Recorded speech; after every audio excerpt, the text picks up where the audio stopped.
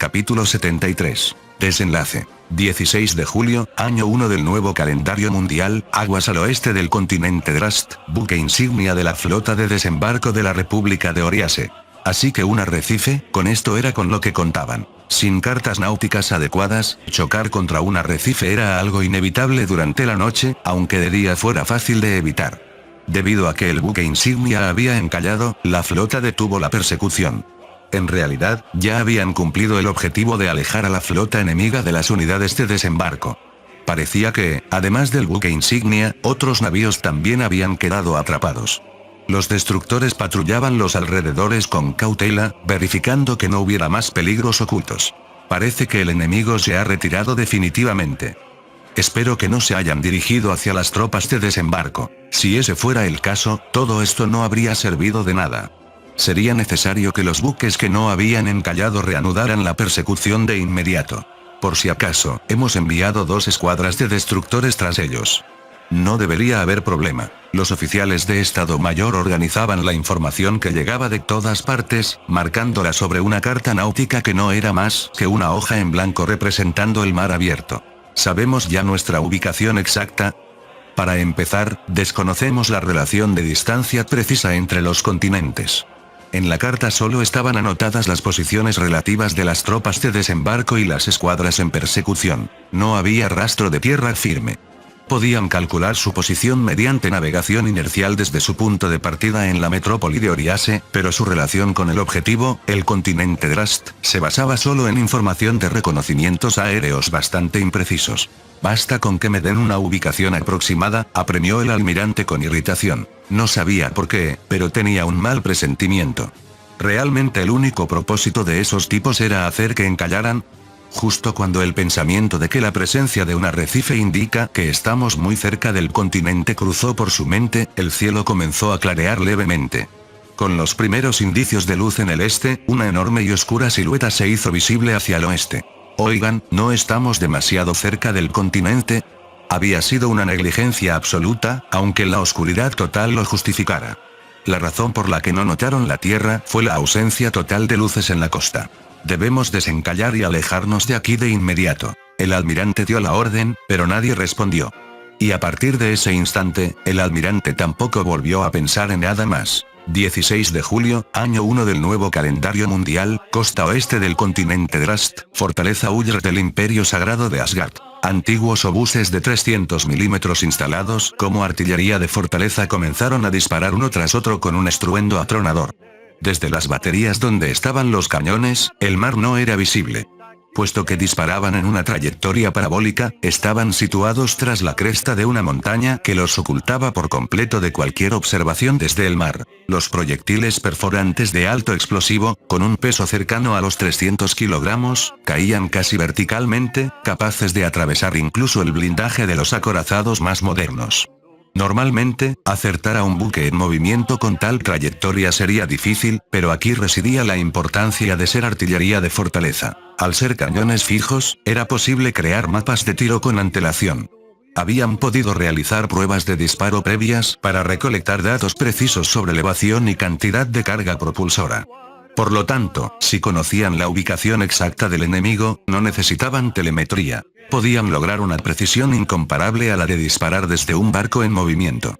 Especialmente si el objetivo era un acorazado estúpidamente encallado justo frente a la fortaleza. Bajo el fuego concentrado de 12 obuses de 300 milímetros, el buque insignia enemigo desapareció sin dejar rastro tras la detonación de su Santa Bárbara y la explosión de vapor de sus calderas, llevándose consigo a varios barcos pequeños que lo rodeaban. Al ver volatilizarse a su buque insignia, la flota de Oriase finalmente comprendió dónde estaba y trató de dispersarse para huir, pero ya era demasiado tarde.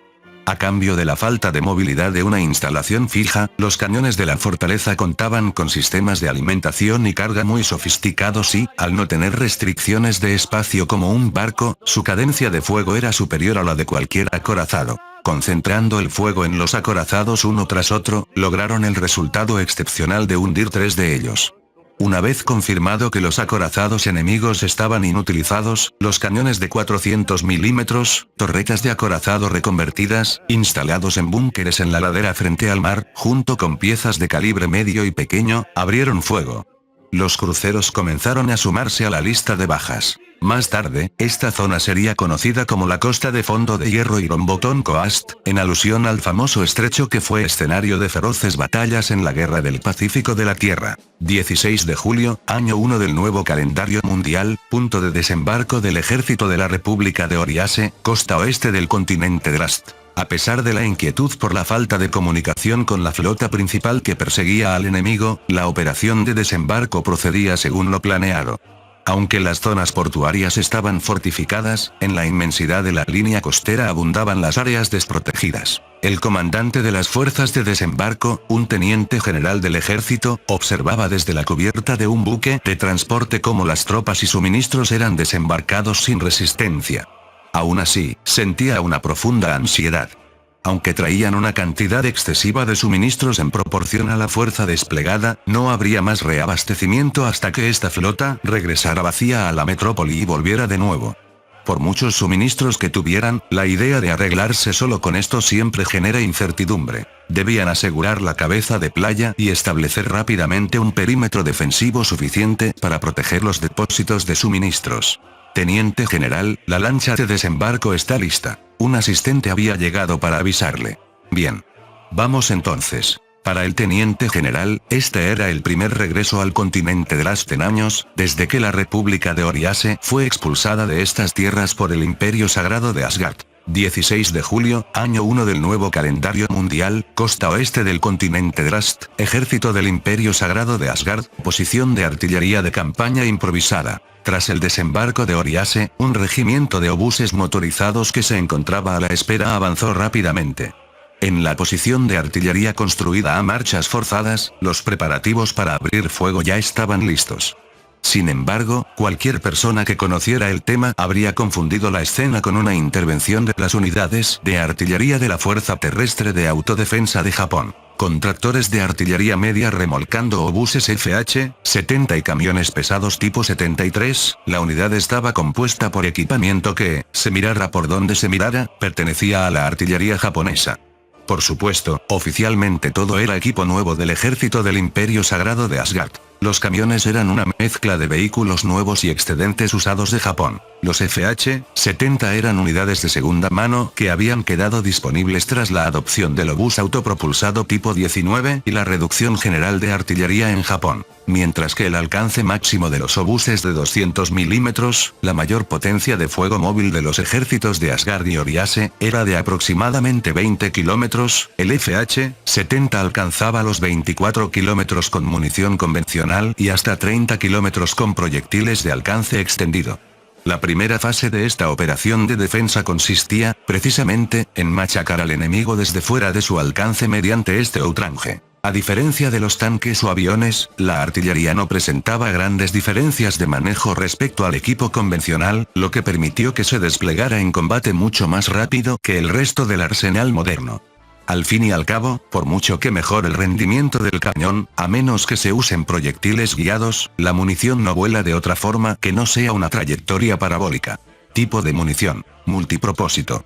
Objetivo: zona de desembarco enemigo. Disparo de reglaje: fuego. Solo una pieza de cada compañía disparó para confirmar si la puntería era correcta. Impactos confirmados. Proceder con fuego de eficacia.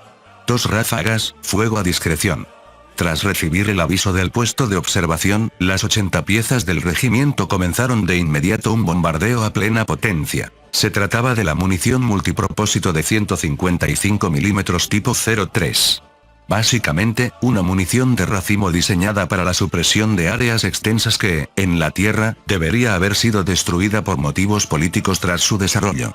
Sin embargo, bajo la premisa de que Asgard no está sujeta a tratados internacionales, así que usen lo que quieran, los planos y métodos de fabricación fueron vendidos íntegramente. Dado que su estructura es simple, un proyectil de 155 milímetros con una espoleta de tiempo y submuniciones, Asgard había iniciado su producción masiva. A decir verdad, solo habían fabricado lo suficiente para que las 80 piezas dispararan 2 veces cada una antes de agotar las existencias, pero como esos 80 obuses FH-70 representaban la totalidad de la artillería de ese tipo en Asgard por el momento, no era un problema mayor.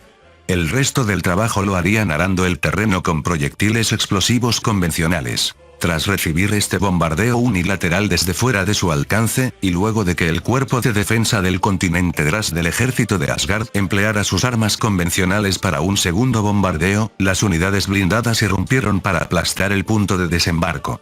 La flota de transporte de Oriase, que ya había perdido sus buques capitales y sus cazas, fue aniquilada por ataques aéreos y por la flota de refuerzo de Asgard, que regresó libre de cargas tras la destrucción del núcleo enemigo por los cañones de la fortaleza. En esta batalla, que más tarde sería recordada como la masacre de la costa de Fondo de Hierro, Oriase sufrió una derrota catastrófica, perdiendo 8 acorazados, 4 portaaviones regulares, 2 portaaviones ligeros, unos 100 barcos de transporte y aproximadamente 60.000 efectivos terrestres. Fin del capítulo 73. El link a la historia del autor estará en la descripción.